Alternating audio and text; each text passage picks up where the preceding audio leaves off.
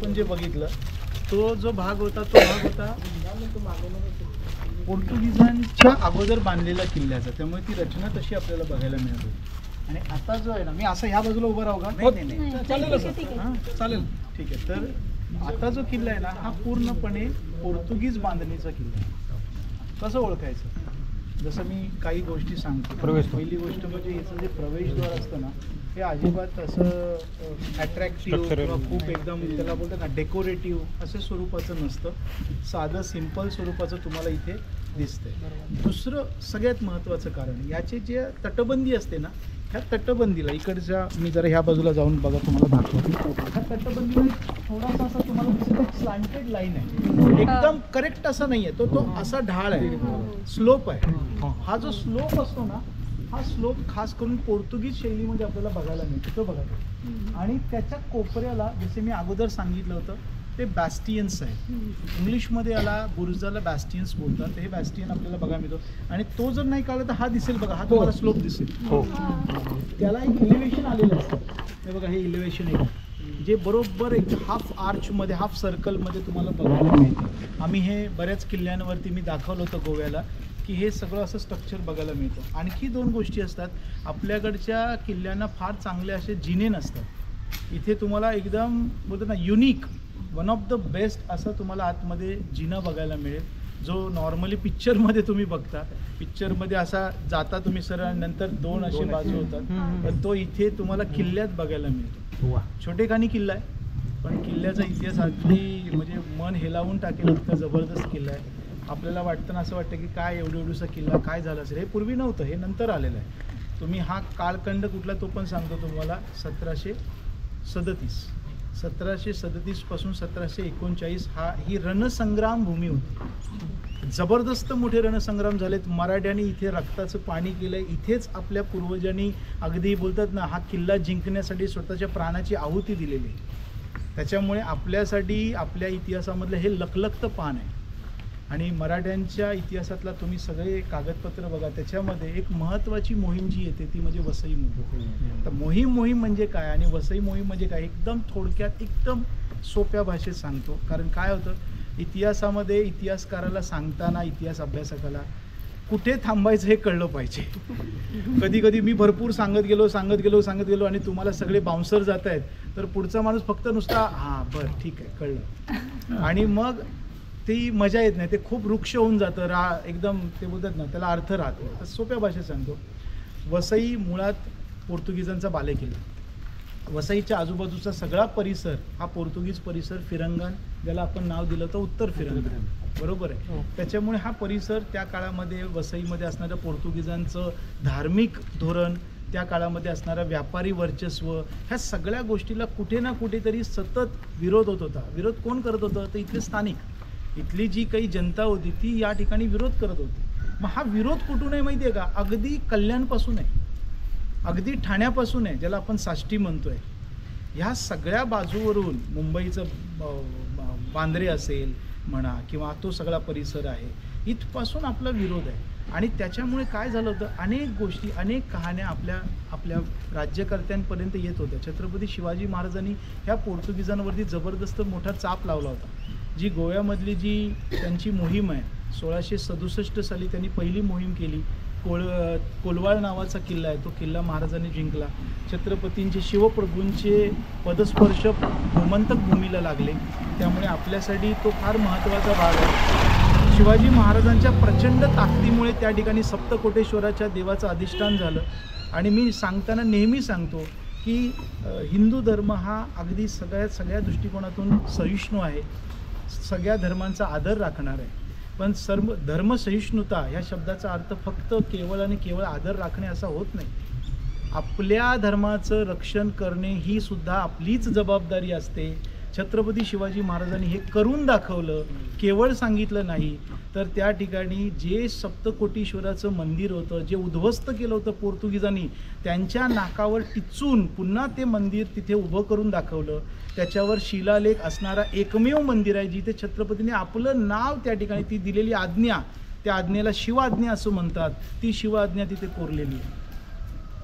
याच्यावरून तुमच्या लक्षात आलं असेल की आपलं धोरण काय होतं ते. इथे मी धार्मिकतेवर बोलत नाही आहे, इथे मी इतिहासातल्या सबळ पुराव्यावर बोलतो आहे. मला हे तुम्हाला सांगायचं की छत्रपती शिवाजी महाराजांनी पोर्तुगीजांच्या इन्क्विजिशनच्या पूर्णपणे सगळ्या ज्या काही इन्क्विजिशन हा शब्द तुम्ही ऐकला असेल, मला त्याच्यावर अजिबात सांगायचं नाही. किती अनन्वित अत्याचार केले, किती छळ केले, हे सगळं जरी असलं तरी त्याला कुठे ना कुठेतरी जो चाप लावला आहे तो छत्रपती शिवाजी महाराजांनी लावला आहे. त्याच्यानंतर जर काही पोर्तुगीजांना संपूर्ण आशियामध्ये जर पाणी पाजलं असेल तर तो एकमेव राजा म्हणजे छत्रपती संभाजी राजा, छत्रपती शंभूराजांनी अगदी पोर्तुगीजांना सळो की पळो करून सोडलं होतं. आणि जेवढं संभाजी महाराजांना पोर्तुगीज घाबरले होते तेवढं कोणालाच घाबरले नाही. इतका त्यांचा दारुण पराभव झालेला आहे. विजरई अगदी रडकुंडीला आला होता, मरता मरता वाचला होता. अनेक वेळेला असं घडलं, एकदा नाही अनेक वेळेला. आम्ही सेंट इस्टवामच्या म्हणजे जुव्याच्या किल्ल्यावरची ती गोष्ट सांगितली होती. आम्ही गोव्यामधल्या व्हॉइसरॉय आर्चच्या इथे मी ते सांगितलं होतं. आम्ही नंतर पुढे गेलो आणि आम्ही फोंड्याजवळ चर्चा केली, तिथे सांगितलं होतं. हे सगळे रणसंग्राम मराठ्यांच्या इतिहासामधल्या पराक्रमाच्या सगळ्या गाथा आहेत. या यशोगाथा तिथे जाऊन ऐकायच्या असतात. केवळ पुस्तकं, केवळ इतिहासामध्ये ते सगळं समजून होत नाही. त्याच्यासाठी आपल्याला हे सगळं व्यवस्थित समजून घेण्यासाठी तिथे जावं लागतं. तो पेशवेकालीन आपण इतिहासामध्ये जातोय. छत्रपती शिवाजी महाराज आणि संभाजी महाराजांच्या नंतर पेशवेकालीन इतिहासामध्ये आणि वसईची मोहीम इथे या ठिकाणी झाली. त्याच्यात 1737 पासून ते 16 मे जवळजवळ 1739 2 वर्ष एवढी मोहीम कधी चालू शकते का विचार करा. आपली लोक इथे लढले. अनेक सरदार होते, अनेक सरदार. त्याच्याबद्दल एका सरदाराचं नाव सांगतो. एक सगळ्यात महत्त्वाचे ते म्हणजे शंकराजी फडके. दुसरे एक महत्त्वाचे आहेत बाजी रेटरेकर. या बाजी रेटरेकरांनी इथे एवढा मोठा पराक्रम केला होता. त्यावेळेला आपले अनेक म्हणजे इतके सैनिक खर्ची पडले विचारता सोय. पण आपण मागे झालो, पण आपण हरलो नाही. आपण काही युद्ध, आपण काही छोट्या छोट्या लढाया आपण हरलोय. आपलं अनेक मोठ्या लेवलवरती मराठ्यांचं नुकसान झालं, पण आपण कच नाही खाल्ली, आपण हार नाही मानली. आपण पुन्हा नव्या जोमाने आलो. पुन्हा त्याचं सगळं नेतृत्व करणारे नरवीर चिमाजी अप्पा यांच्या नेतृत्वाखाली अगदी मल्हारराव होळकरांपासून राणोजी शिंद्यांपासून इथे असणाऱ्या नारोशंकर दानींपर्यंत अनेक जण, अंजूरकरांपर्यंत अनेक जणांनी इथे पराक्रम गाजवले. आणि त्या पराक्रम जवळजवळ 300 सरदारांची यादी आहे बरं का, 1-2 नाही. वसईची मोहीम ही का महत्त्वाची आहे? सर्व मराठ्यांनी एकत्र येऊन ही लढाई केलेली आणि हे फार कमी वेळा घडलं. त्यामुळे ही मोहीम फार महत्त्वाची होती. आणि इथून पहिल्या सुरुवातीला पोर्तुगीजांचं जे समूळ उच्चाटन आहे ते पहिल्या वेळेला इथून झालं आहे. 2च ठिकाणी असं झालेलं दिसतं. एक वसईमध्ये परदेशी राजसत्तेला पूर्ण उचकटून बाहेर टाकलं आणि दुसरं व्हिएतनाममध्ये. तर ह्या गोष्टी आपल्याला बघायला मिळतात. तर ही वसई त्यासाठी पवित्र आहे की इथे मराठ्यांनी पूर्णपणे पोर्तुगीजांना हाकलून दिलं. आणि हा जो माहीमचा किल्ला आहे, मैकावतीचा किल्ला, हा माहीमचा किल्ला त्यासाठी प्रसिद्ध आहे. आपण काय करूया, हा किल्ला बघू, ह्या किल्ल्याच्या आतमध्ये जाऊ, काही दुर्गाच्या, काही बांधकामातल्या काही बाजू बघून घेऊ.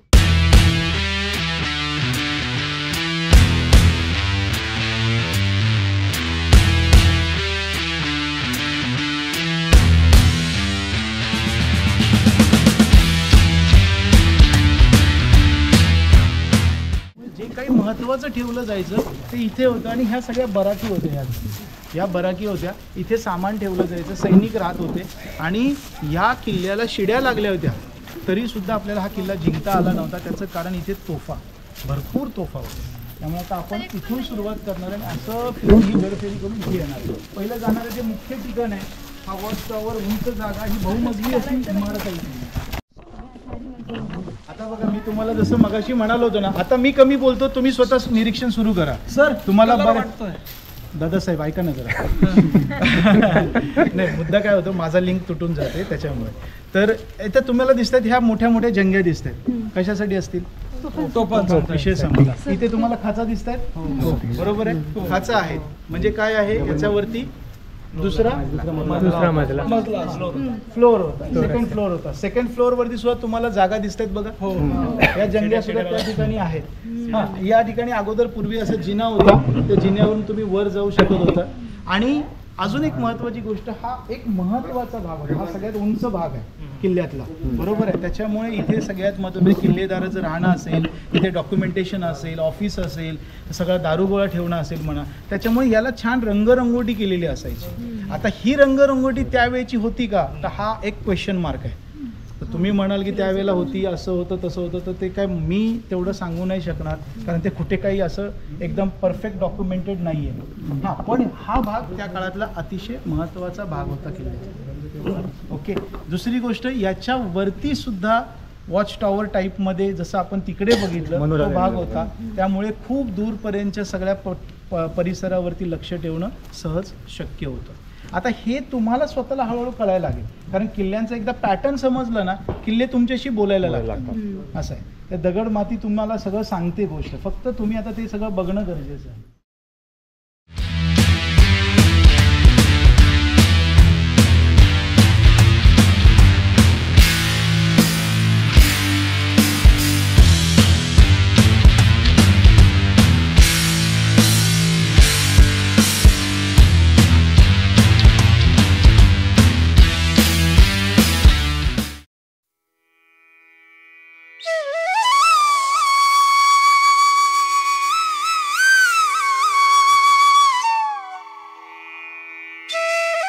मानवी भावभावनांचं एक अतिशय सुंदर रूप आहे.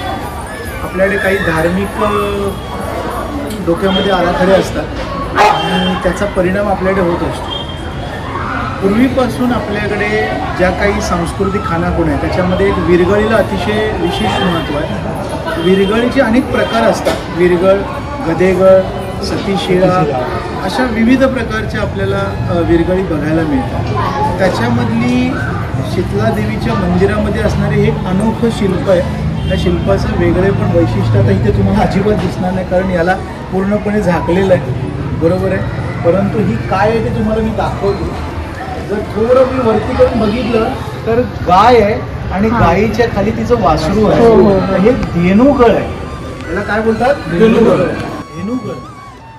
जशी गदेगळ असते, गदेगळ ही शापवाणी आहे. आमचे मित्र अनिल दुधाने सरांचं फार सुंदर पुस्तक आहे आणि ते आवर्जून तुम्ही सगळ्यांनी वाचावं.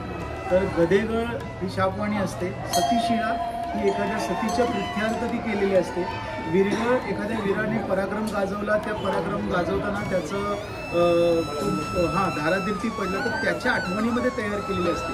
मग धेनुगळ का तयार करायची? गोवर्धन पर्वत उतरलेल्या श्रीकृष्णाचं सुद्धा आपल्याला शिल्प बघायला मिळतं. तर धेनुगळीचा फार सुंदर अप्रतिम असा एक अर्थ आहे, तो समजावून सांगतो. मुळात काय असतं की आपला जो राजा किंवा राज्यकर्ता हा आपला पालक असतो, बरोबर आहे. तशीच ही माता ही आपली पालक आहे. या भूमीमध्ये ज्या ठिकाणी तुम्ही आहात त्या ठिकाणी ती तुमच्यावरती वरदहस्त ठेवत असते, तुमचं सांभाळ करत असते, तुम्हाला ती बघत असते, तुमच्या अडीअडचणी सोडवत असते. धेनुगळ काय सांगते की या ठिकाणी अस्तित्वात असणारी जी काही लोक असतील या सगळ्यांवरती ह्या गायीप्रमाणे इथे ती आपलं सगळं रक्षण करणार आहे, आपली देखभाल करणार आहे. आणि हे कोण करतंय? तर हे तुमच्यावरती आहे. हे करतं कोण माहिती आहे का? जसं धेनुगळीमध्ये तर ही पृथ्वी माता म्हणून धरलेली आहे. मुळात जे शिल्प संकेत सांगतात त्याच्यानुसार ही शिल्प भूमी माता आहे. आता भूमी मातेची रूपं तुम्ही म्हणाल तर ती अगदी आदिशक्तीपासून सगळी आहे. मग त्यामुळे अगदी कलिका माता असेल, शीतला देवी असेल, मैकावती असेल, असे अनेक जी काही आदिशक्तीची रूपं आहेत ना, ती रूपं ही धेनुगळीमध्ये उतरतात. आणि धेनुगळ ही पूर्णपणे आपल्या सगळ्यांसाठी एक आशीर्वाद रूपाने ठेवलेला हा एक वारसा आहे. तर त्यामुळे आणि अगदी कमी तुम्हाला ह्या धेनुगळ बघायला मिळतात, म्हणून मी आवर्जून परत बोलवलं सगळ्यांना. तर शीतला देवीच्या मंदिरामध्ये आणून ठेवले म्हणून लोक हिला हार घालतात, हिला शेंदूर फासलेला आहे. इथे वर तुम्हाला दिसणार नाही, परंतु इथे चंद्र सूर्य सुद्धा होता. वरच्या बाजूला कलश होता, जो कलश हा नेहमी सात्विकतेचं प्रतीक मानला जातो, शुभ चिन्ह मानलं जातं. तसा तो कलश होता आणि त्याच्या खाली इथे धेनुगळ आहे. ते धेनुगळीचा तो अर्थ आहे. तर आवर्जून बघण्यासारखं आहे, मुद्दामून तुम्हाला दाखव.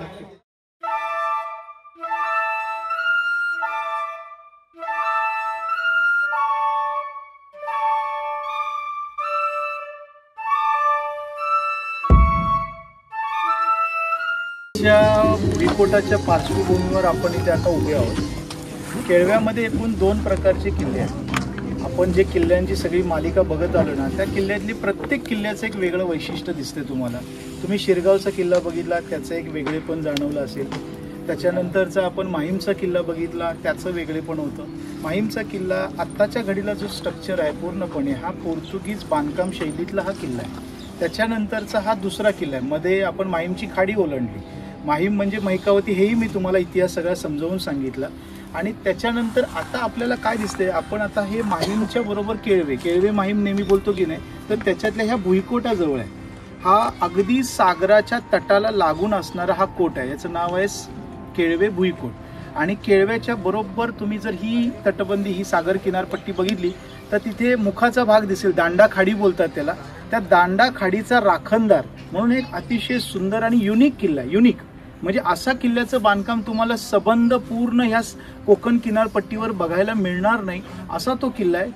त्याचं नाव आहे केळव्याचा जंजिरा बोलतात किंवा केळव्याचा पानकोट बोलतात. आणि तो पानकोट बघायचा असेल तर आपल्याला भरती आणि ओटी म्हणजे हाय टाईड आणि लो टाईड ह्या दोघांचा विचार करून आपल्याला तो बघता येतो. कारण तुम्हाला चालत समुद्रात जायचं आहे आणि मग तुम्हाला तो किल्ला बघायचा आहे. तो आपण तिथे बोलूच. हा जो किल्ला आहे हा मुळात एक चौकी वजा किल्ला होता. आपण याला जसा टेहाळणीचा किल्ला बोलतो तशा टाईपचा हा किल्ला आहे. अगदी छोटेखानी किल्ला आहे.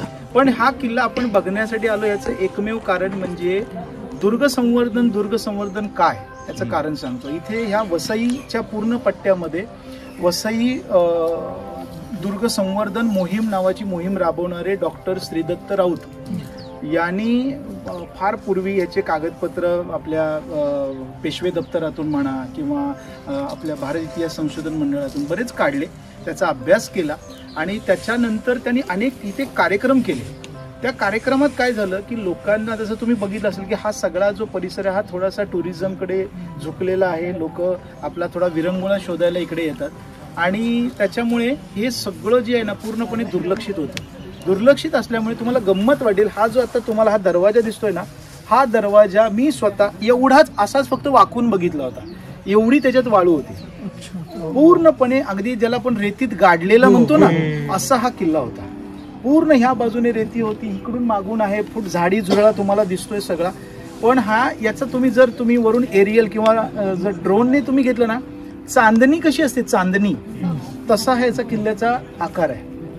अतिशय वेगळा किल्ला आहे. छोटेखानी आहे पण त्याचा जो आकार आहे ना तो अतिशय देखणा आहे. त्याच्यासाठी श्रीदत्त राऊत, त्याच्यानंतर इथे योगेश पालेकर, बाकीची जी काही मंडळी आहेत त्यांनी इथे हे कार्यक्रम सुरू केले. हा किल्ला मराठ्यांनी जिंकलेला होता. इथे लढाया झालेल्या आहेत. इथे आपले अनेक मराठी धारातीर्थी पडलेले आहेत आणि त्याच्यामुळे ह्या किल्ल्याचं महत्त्व जास्त आहे. तारखा पण सांगतो तुम्हाला मी.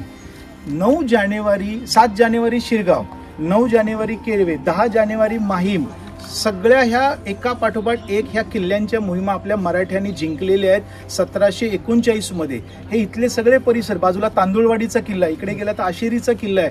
हे सगळे किल्ले जोपर्यंत आपल्या ताब्यात नव्हते तोपर्यंत मराठ्यांना सगळ्या बाजूने जिंकणं आणि वसईवर ताबा मिळवणं अवघड होतं. ही गोष्ट लक्षात येऊन चिमाजी आप्पांनी एक धोरण निश्चित केलं.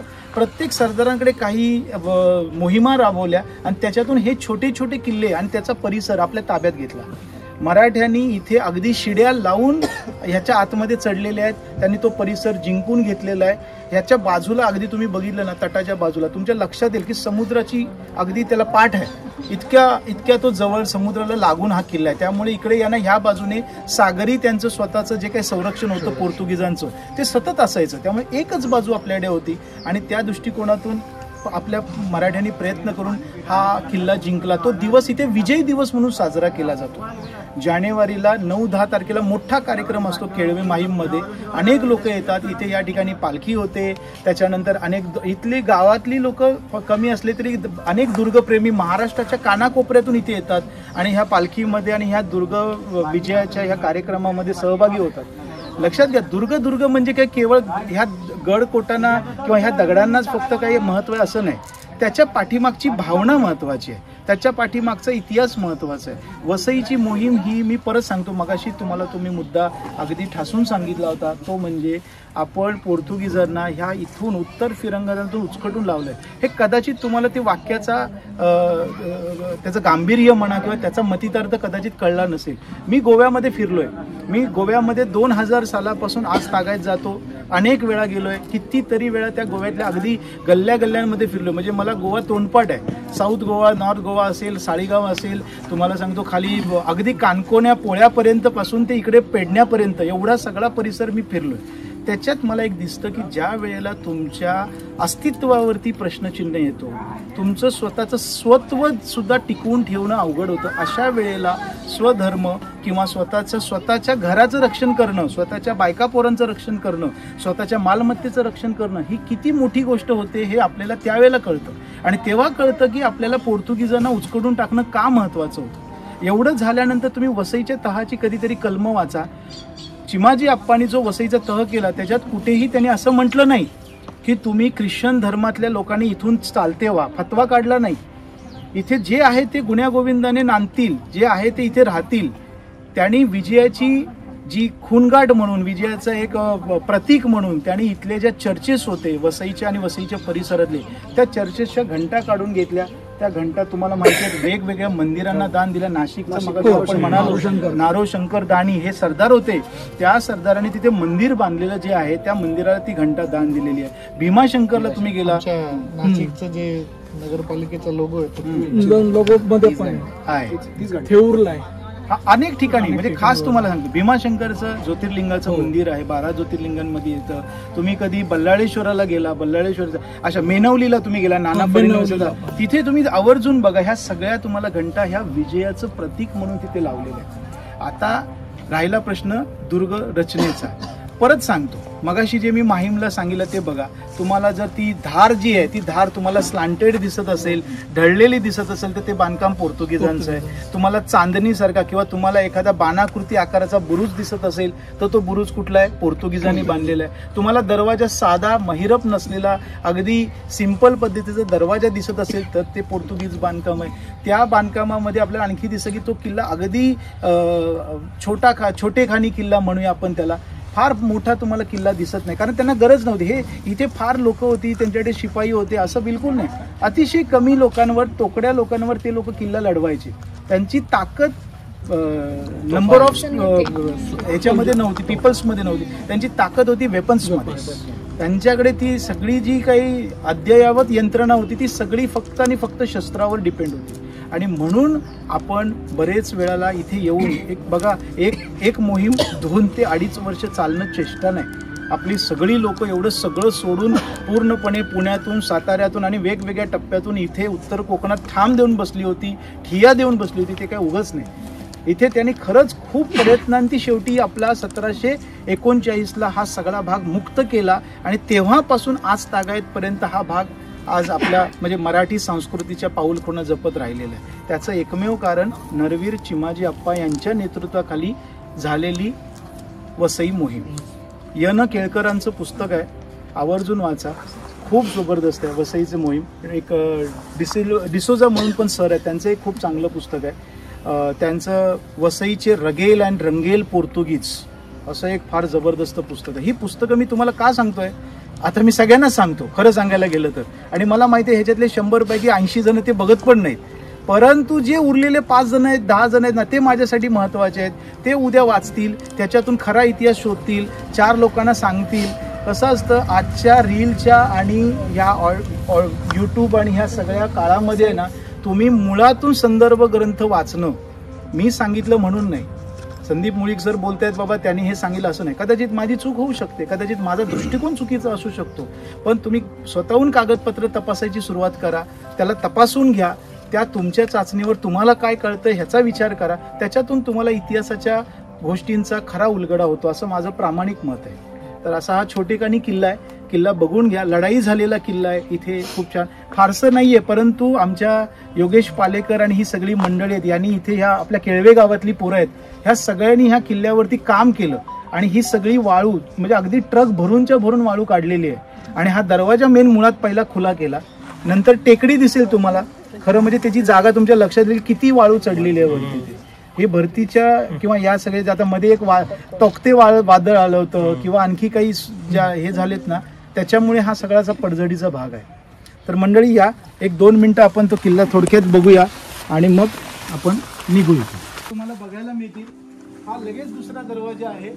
दुसऱ्या दरवाजाच्या भिंतींवरती तुम्हाला जंग्या दिसतील छोट्या छोट्या, आणि त्याच्यानंतर हे तुम्ही मागच्या बाजूला गेला बघा, आता हेच एवढी ह्या लेवलपर्यंत वाळू होती, ह्या लेवलपर्यंत वाळू होती. त्याच्यावरून तुमच्या लक्षात येईल आजही इकडे संध्याकाळचं कोणी फिरकत नाही, गाववाल्यांचं लक्ष नसतं, पोलीस येत नाही, त्यामुळे अनेक अनधिकृत कामं होतात. पण तरी सुद्धा आपल्यासाठी हा किल्ला महत्त्वाचा आहे.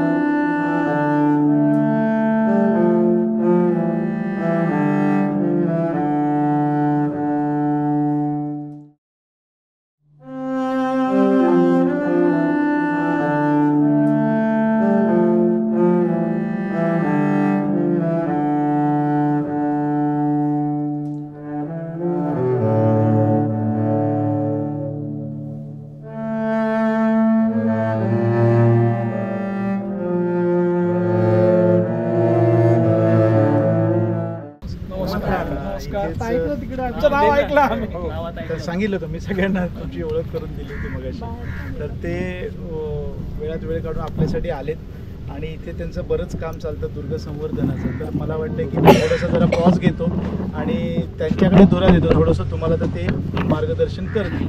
काही शंका वाटल्या विचारा, मी आहेच ऑलरेडी. पण योगेशजी तुमच्याकडून सुरुवात करू.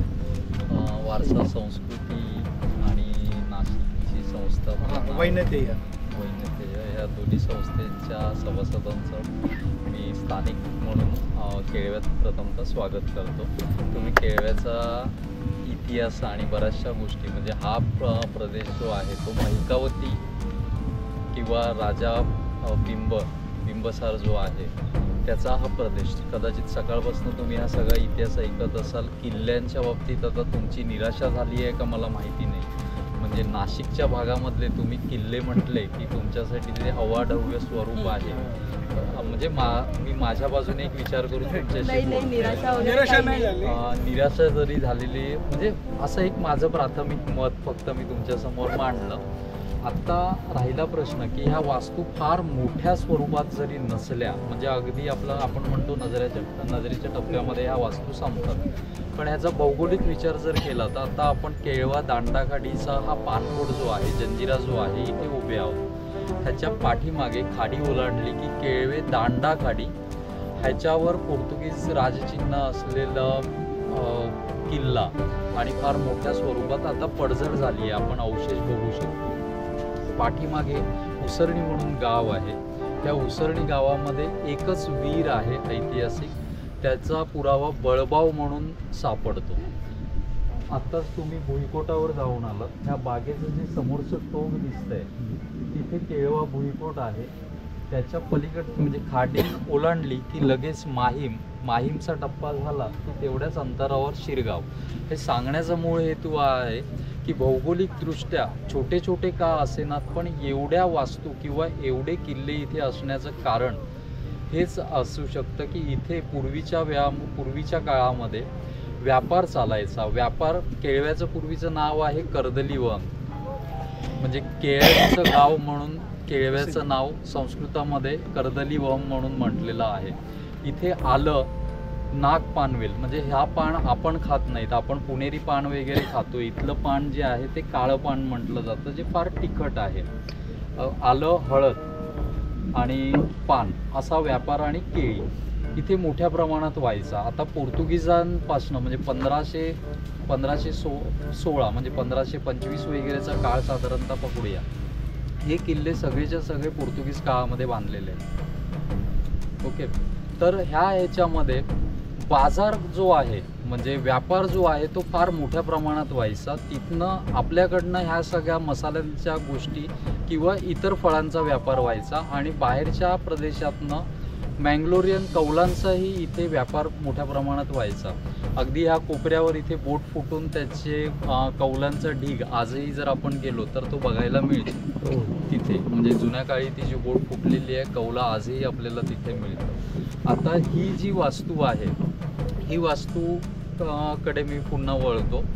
साधारणतः पेशवे काळामध्ये, पेशव्यांच्या काळापर्यंत पोर्तुगीज आपल्याकडनं महाराष्ट्रातनं गेले नव्हते. वसई रणसंग्राम तुम्ही सरांच्या तोंडून सकाळपासून ऐकला असेल की वसई रणसंग्राम काय आहे, तर नुसता वसईचा किल्ला 110 एकर वसईच्या किल्ल्यापुरता तो मर्यादित नाही आहे. तर वसई रणसंग्राम जो आहे तो संपूर्ण महाराष्ट्राच्या किनारपट्टीशी निगडीत आहे. वसईच्या रणसंग्रामाचं ह्या किल्ल्याचं किंवा आता आपण ज्या मातीवर उभे आहोत त्याचं महत्त्व असं आहे, पेशव्यांची लढाई पोर्तुगीजांबरोबरची जी सुरू होती ती 1700च्या काळामधली 1739 9 जानेवारी 1739ला मराठ्यांनी माहीमचा किल्ला पोर्तुगीजांकडनं पहिला जिंकला. या म्हणजे वसई रणसंग्रामामधली सगळ्यात पहिली विजयाची लढाई जी होती त्यातला विजय कुठला होता तर माहीमच्या किल्ल्याचा. दुसऱ्याच दिवशी 10 जानेवारी 1739ला केळव्याचा हा पानकोट जिंकलेला आहे. त्याच्यामध्ये नरवीर चिमाजी अप्पांच्या म्हणजे पेशवे दप्तर जे आहे, पेशवे दप्तरामध्ये त्याची नोंद आहे की फिरंग्यांबरोबर, पोर्तुगीजांना फिरंगी हा शब्द वापरला जायचा पूर्वी, फिरंग्यांबरोबर मुष्टियुद्ध झालं. फिरंगी पाण्याबाहेर आला, त्याच्याबरोबर मुष्टियुद्ध झालं, फिरंग्यांची डोचकी मारली आणि हा किल्ला ताब्यात घेण्यात आला. हा 9 जानेवारी 10 जानेवारी दिवसानंतर पुढे सलग माहीम नंतर शिरगाव, डहाणू आणि आणखीन पुढे जाऊन पुढच्या 5 ते 6 महिन्यामध्ये मेमध्ये वसईचा तह झाला. वसईच्या तहामध्ये पोर्तुगीजांना म्हणजे हे सगळे किल्ले इथनं रसद पुरवणं बंद झाल्यानंतर ह्या तहामध्ये वसईचा किल्ला पोर्तुगीजांना सोडून जावा लागला. पोर्तुगीज नंतर कुठे गेले तर खाली आपण गोवा आणि वर इथे दीव दमन. म्हणून आमच्यासाठी असं नाही, संपूर्ण महाराष्ट्रासाठी हा सुवर्ण दिवस आहे. तो आमची संस्था संवर्धन मोहीम केळवे आणि वसई किल्ले मोहीम परिवार आणि अशा अनेक आपल्या संस्था मिळून 9-10 जानेवारी आणि त्याला येणारा सलग रविवार जो आहे तो आपण केळवे माहीम किल्ले विजय दिवस म्हणून इथे साजरा करतो. त्यानंतर गेले 16 वर्ष आम्ही संवर्धनाचं काम या पट्ट्यामध्ये करतो. संवर्धनाच्या बाबतीमध्ये माझी एक व्याख्या म्हणण्यापेक्षा माझं एक मत असं आहे, बऱ्याचशा ठिकाणी संवर्धनाच्या बाबतीत आता जसं राजकारणाचा जसा बाजार झालाय तसं संवर्धनाचा बाजार झालाय. एक दिवस जाऊन कुठल्याही किल्ल्याची साफसफाई होत नाही. नाशिकमध्ये तुमचे राम कुर्दळ आहेत, त्या माणसांचं म्हणजे त्या व्यक्तीचं काम त्यांनी स्वतः संवर्धनासाठी वाहून घेतलेलं आहे. त्यांची कामाची पद्धत जी आहे तशाच पद्धतीने संवर्धनाचं काम जे आहे त्या पद्धतीने व्हावं, ही चर्चा तुमच्याशी अशासाठी करतोय की वारसा संस्कृतीचा जे काम करतंय त्याच आणखीन भर पडावी, सरांच्या जोडीला आणखीन काही हात मजबूत मिळावे अशासाठी. तर आता तुमच्या भागामध्ये तिथे किल्ले नाही आहेत, आपल्या भागात इथे किल्ले आहेत, सरांचंही म्हणणं आहे. तर संवर्धनाच्या बाबतीमध्ये बऱ्याचशा लोकांचा आज हा किल्ला उद्या तो किल्ला, एका रविवारी 2 तास जाऊन काहीही होणार नाही. त्यापेक्षा आपल्यामध्ये संवर्धनाच्या बाबतीत आपण ज्या वेळेला काम करतो त्यावेळेला एक टीम तयार करून आपण वर्षभर का होईना, म्हणजे वर्षभर 365 दिवस जरी काम करता आलं नाही तरी पण एकच किल्ला घ्यावा, जेणेकरून म्हणजे आपण म्हणतो ना अंजाम तक पोहोच सकते अशी परिस्थिती. आता तुम्ही भुईकोट जो पाहिलात त्या भुईकोटामध्ये आज तुम्ही ताठ मानेने आत प्रवेश करू शकलात. तोच आणखीन एक 5-1 वर्षापूर्वीचा काळ असा होता, कधी जर पाहिला